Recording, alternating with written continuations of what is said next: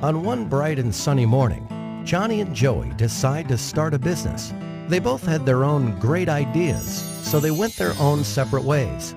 Johnny decided to start a brick and mortar store to sell his products. He rented out a nice building at a nice location. He hired a couple of salespeople. He printed brochures and flyers and direct mail pieces. He advertised in the local newspapers. And within a few weeks, Johnny started seeing sales and a lot of local customers. Johnny was excited, but he had a very high overhead and a very low profit margin, so he decided to wait to see some growth. Joey, on the other hand, decided to start an online store to sell his products.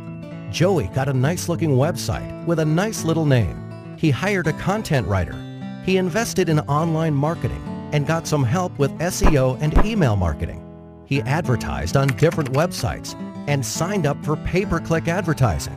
And within a few weeks, Joey started seeing sales and a lot of customers from all over the country.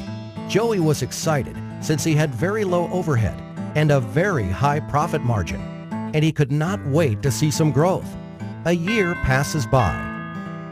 Johnny was still in the same building with the same salespeople and the same marketing strategy and the same local customers. His overheads were still very high and his margins were still very low, so he decides to wait another year to see some growth. Joey moved to a new office, hired more people, and kept getting a lot of new and repeat customers from all over the country. His overheads were still very low and his margins were still very high, so he decides to start another online store to sell a different line of products. Another year passes by. And on one bright and sunny morning, Johnny and Joey meet again. Joey tells Johnny about his new marketing strategy, and Johnny realizes his mistakes. Traditional marketing can only get you so far. Think local, but act global.